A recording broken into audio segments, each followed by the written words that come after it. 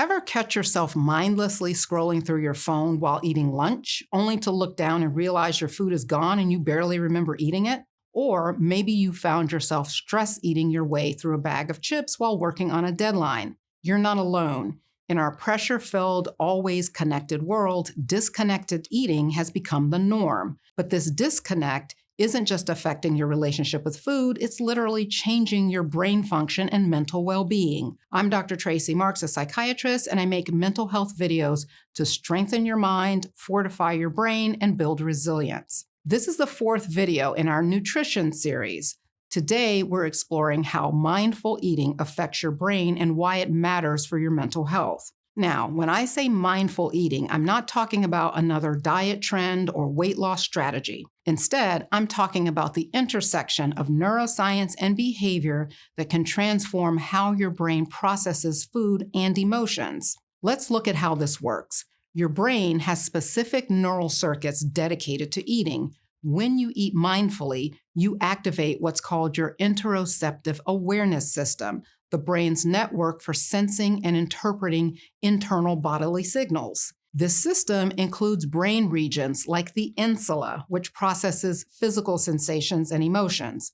But it's not working alone. Your anterior cingulate cortex, which helps with attention and emotional regulation, also becomes more active during mindful eating. When you eat while distracted, you partially bypass these systems, which can lead to a disconnect between your brain, body, and emotions. Think of it like trying to have an important conversation while scrolling through social media. Sure, you might hear the words, but you're missing the nuances, the emotional content, and the deeper meaning. The same thing happens when you eat without your awareness. Your brain misses important signals about satisfaction, fullness, and emotional state. Over time, this disconnect can weaken the neural pathways responsible for interpreting hunger and fullness cues, making it harder to regulate eating patterns and emotional responses to food. That was a lot that I just said, so let me repeat it because it's really important. Mindless eating can weaken neural pathways that interpret hunger and fullness. These weak pathways can contribute to overeating because you can't tell when you've had enough food. But here's where it really gets interesting. Mindful eating doesn't just affect how we process food, it can actually influence our brain function over time. Research using functional MRI scan shows that mindful eating practices can change how our brains respond to food and internal body signals. Most of the studies have focused on general mindfulness meditation, but there's growing evidence that mindful eating may have similar effects. I'll have some of those studies listed in the description of this video. Let's look at 3 key ways mindful eating benefits your brain. First, mindful eating may enhance body-brain communication through the gut-brain axis. This is a complex communication network that includes the vagus nerve, which acts like a superhighway between your digestive system and your brain. This practice can help you better recognize hunger and fullness cues. The gut-brain axis is also involved in emotional processing and stress regulation. By practicing mindful eating, you can develop better emotional awareness and regulation capabilities. Many people who engage in mindful eating report not just better eating habits, but also improved mood stability and reduced anxiety. Second, mindful eating can enhance your executive function, the brain's command center for decision-making and attention. Research on mindfulness practices, which often include mindful eating, shows increased activity in the prefrontal cortex, which is a key area for impulse control and rational decision-making. So what did I just say? That with mindful eating, your prefrontal cortex lights up and becomes more active.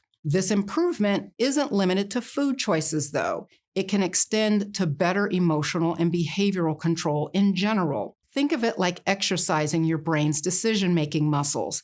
As you practice mindful eating, you're also strengthening your ability to make thoughtful choices in other areas of your life. Over time, this can lead to better self-control, more balanced emotional responses, and improved focus in your day-to-day activities.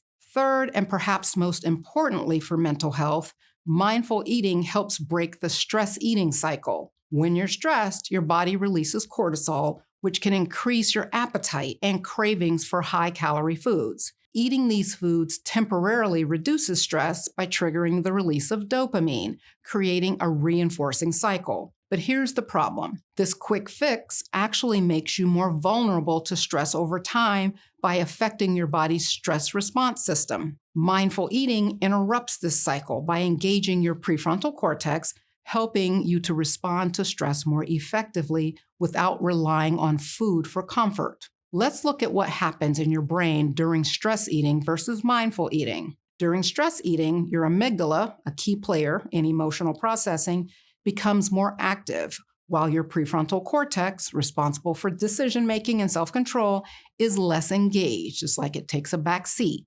This can lead to impulsive eating decisions and difficulty stopping once you've started. On the other hand, mindful eating activates your prefrontal cortex, which helps regulate your amygdala's activity. You also engage the insula, the brain region that I mentioned earlier, that helps with interpreting both physical and emotional signals. This creates a more balanced mental state where you can make conscious decisions rather than reactive ones. So that's the neuroscience behind this. Let's talk about how to actually practice mindful eating.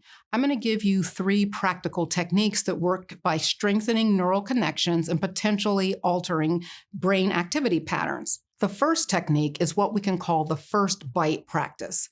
Before you start eating, take 3 deep breaths. This activates your parasympathetic nervous system, your body's rest and digest mode. Then take your first bite with full attention. Notice the temperature, texture, and flavors. Pay attention to how the taste might change as you chew. This simple practice activates your interoceptive awareness system and sets the tone for the rest of the meal. It takes less than 30 seconds, but can transform your eating experience by shifting your brain into a more receptive, aware state. The second technique is the put it down practice. Between bites, put your utensil down completely. Doing this creates a pause that allows your brain to process what's happening. This practice is particularly effective because it introduces a pattern interrupt, breaking automated eating behaviors and creating space for conscious choice. Over time, this strengthens the neural circuits involved in self-regulation and mindful awareness. The third technique is emotional check-in. Before eating, briefly ask yourself, am I physically hungry or am I just eating for another reason? You aren't making judgments, you're just being aware. Pay attention to where you feel hunger in your body versus emotional urges to eat. Are you feeling tension in your shoulders, butterflies in your stomach? These physical cues can help you distinguish between physical and emotional hunger. Over time, this practice strengthens the connection between your emotional awareness and eating behaviors. Now let's address some common obstacles.